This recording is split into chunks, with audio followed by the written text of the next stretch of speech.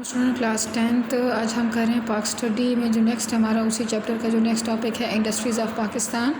इसका है पेज जो कि है पेज नंबर 77 पे। क्वेश्चन नंबर 2 हमारे पास है कुछ इंडस्ट्रीज़ के बारे में पूछा कि जो cottage industry, small scale industry, large scale industries के बारे में बताएं। तो सबसे पहले हम यहाँ से शुरू करेंगे। द रोल ऑफ़ इंडस्ट्री, इसका जनरल इंडस्ट्री का क्या रोल होता है किसी भी कंट्री के इकनॉमिक डेवलपमेंट में। The role of the industry in the economic development of a country is considered important. It produces industrial goods and raw material and fulfills many of our needs. It brings new goods into the market and changes the way we spend. Following are the details of the cottage, small and large scale industries of Pakistan. Student, जो cottage industries होती हैं ये ज़्यादातर home based होती हैं। तो अब हम इसकी डिटेल देखते हैं। An industry or act of production which is carried out in homes or on a small scale falls in the category of cottage industries. Cottage industries usually include those industries in which Pakistani craftsmen use old-fashioned, simple tools and traditional methods. Student, जैसे धागा बनाने के लिए पुराने ज़माने में अब भी कुछ ऐसे लोग हैं जो उसको अभी भी कंटिन्यू कर रहे हैं। अगर चरखी का इस्तेमाल करते थे तो उसे धागा बनाने में इस्तेमाल करते थे, तो आज भी कुछ लोग हैं जो इसको अभी भी कंटिन्यू कर रहे हैं और ये स्मॉल स्केल पे इस्तेमाल होता है। Local raw material is used in these industries. Cottage industries play an important role in the industrial development of a country. These products form 30% of the exports of Pakistan. तो student इसकी weightage देखें कि ये 30% पाकिस्तान की export में role play कर रही है, तो it's good. Our famous cottage industries include craft of spinning with a spinning wheel, leather goods manufacturing. Students, आपको पता है कि आज भी जो चमड़े के जो ख़ास तौर पर मर्दों की केड़ियाँ होती हैं, जो जूते होते हैं स्पेशल पठानों के, तो वो आज भी लेदर के बनते हैं और ये हाथ से ही बनाए जाते हैं। Craft of making clay utensils, मिट्टी के बर्तन बनाना, wood and iron craft, different items of daily use from the leaves and cane, embroidery on clothes, weaving cotton, making woollen and jute items with hand tools, making goods and dagger and knife manufacturing, sports goods manufacture. आपको पता है कि सियालकोट हमारा जो main football बनाने की बहुत बड़ी फैक्ट्रियाँ वहाँ पे पाई जाती हैं और वो बहुत मशहूर भी है स्पोर्ट्स गुड्स के लिए। Silver and gold craft, stone craft, clay toys manufacturing.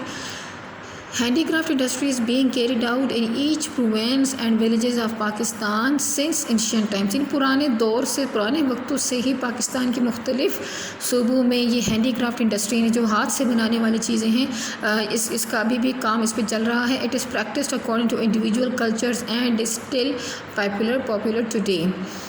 Small scale industries क्या है? In the industrial sector of Pakistan, a large number of the people are associated with the small industry. Small industry means that industry which employs 2 to 9 workers and manufacture different items. अब इसमें क्या है कि इसमें workers की तादाद क्या होगी? 2 से 9।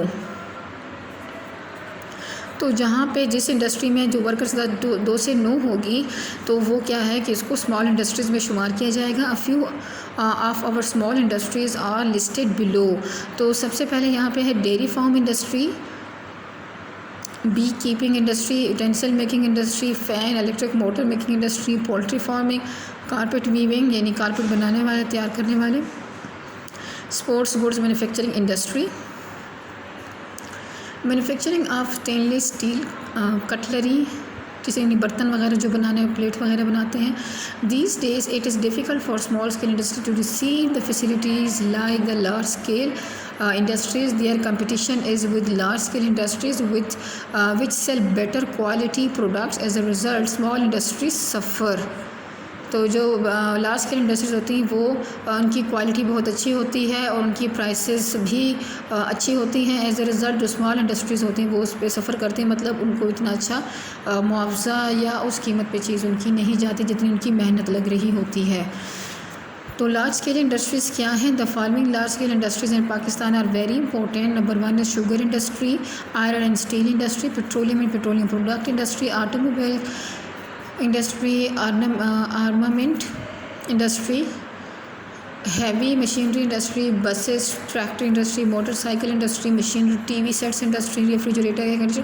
तो थोड़ी सी इंडस्ट्री सारे देखते हैं कि ये बहुत छोटे लेवल पे नहीं होती, यहाँ ये बहुत इसमें जो टेक्निकल है और मैकेनिकल मशीनरी बहुत एडवांस लेवल पे इस्तेमाल होगी, बहुत हैवी इस्तेमाल, और उसमें इन इंडस्ट्रीज़ में जो वर्कर की तादाद होगी वो भी 9 से ज़्यादा ही होगी। Refrigerator, air conditioner industry, tobacco and cigarette industry, textile and textile related industries, यानी कपड़ों की जो इंडस्ट्रीज़ होती हैं, leather and leather good industry, paper and, अब लेदर से ना सिर्फ जूते बनते हैं बल्कि इससे पर्सेस भी बनती हैं, लोग जैकेट्स बना लेते हैं, तो ये बहुत वास्ट लेवल पे काम इसमें हो सकता है। Paper and paper products industries, cosmetic industries यानी जो मेकअप से रिलेटेड इंडस्ट्रीज़ हैं, टायर्स एंड ट्यूब्स इंडस्ट्रीज़। अगला जो हमारे पास क्वेश्चन है कि डिफरेंट सोर्सेज ऑफ एनर्जी क्या हैं पाकिस्तान के, तो स्टूडेंट ये बैक पे दीजिए, क्वेश्चन नंबर 3 है, हम इसको यहीं से कर रहे हैं, पेज नंबर 79 है। Energy plays an important role in the economic development of country. Electricity is an important source of energy which fulfils industrial and domestic needs. Natural gas is used for producing thermal electricity in homes, industries, for cars and other needs. In Pakistan, petroleum is an important source of energy. We use as well. Pakistan fulfills its important requirement of energy mostly with the use of the petroleum. ये ज़्यादातर जो हमारी energy की resources fulfil की जाती है तो वो पेट्रोलियम से है, और आप coal is also used in the industries. The rising prices of petroleum and gas have led to the increased importance of coal. अब कोल क्योंकि इससे सस्ता पड़ता है तो अब क्या है कि पेट्रोलियम और गैस की तो कीमतों में इजाफा होता चला जा रहा है, तो कोल की अहमियत इससे बढ़ती चली जा रही है। We are force to look for alternate source of energy and coal is one of them. Electricity, gas, petroleum and coal are important sources of energy in Pakistan. Details are as follows. Electricity, सब हम सबसे पहले हम electricity को देखेंगे। Hydro electric power in our country, suitable areas for producing the hydro electric power are located in the north western mountain ranges, यानी शुमाली और शुमाल मगरबी जो हमारे पहाड़ी इलाके हैं वहाँ पे ज़्यादा ये काम हो रहा है इस पर, क्योंकि वो ऊंचाई पे हैं, तो वहाँ पे ये hydro power plant, electric power plant implant हो सकते हैं। जब वहाँ से पानी गिर रहा होता है तो टरबाइंस नीचे मूव करते हैं। Natural conditions are present there for the generation of electricity, and the plants it is possible to produce hydroelectric power through increasing the force of flowing water in river and canals. The large projects for producing hydroelectric power are given below. Tarbela Dam, located on the river Indus, is the biggest project for the production of the hydroelectric power. Ghazi Burotha project is the second biggest project. Mangla dam located on the river Jhelum. तो student आपने river के साथ देखना है कि Tarbela dam जो है वो रिवर इंडस पे है, यानी दरिया सिंध के ऊपर बनाया गया है, और ये जो दूसरा मंगला डैम है ये रिवर झेलम, दरिया झेलम के ऊपर ये बनाया गया है। It is the third biggest source of hydro electric power in Pakistan. Warsak dam has been built on river Kabul. Beside these, hydroelectric power is also produced in the Chashma hydroelectric power station, Malakand Dargai hydroelectric power plant, and the Rasool hydroelectric station. Thermal electric power in Pakistan. Thermal electric power stations produce electricity with the help of gas, oil and coal. Important thermal electric power producing units are located in the Karachi, Lahore, Multan, Faisalabad, Guddu, Jamshoro, Muzaffargarh, Sukkur, Larkana, Kotri, Pasni and खोटद्दू।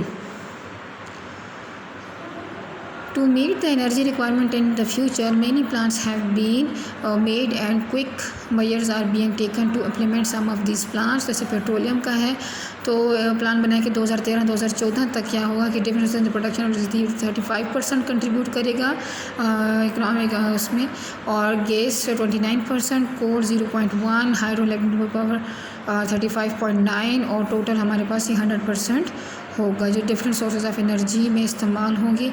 Student आज का lecture इतना ही, आगे हम इसे continue करेंगे next lecture में। अल्लाह हाफिज़।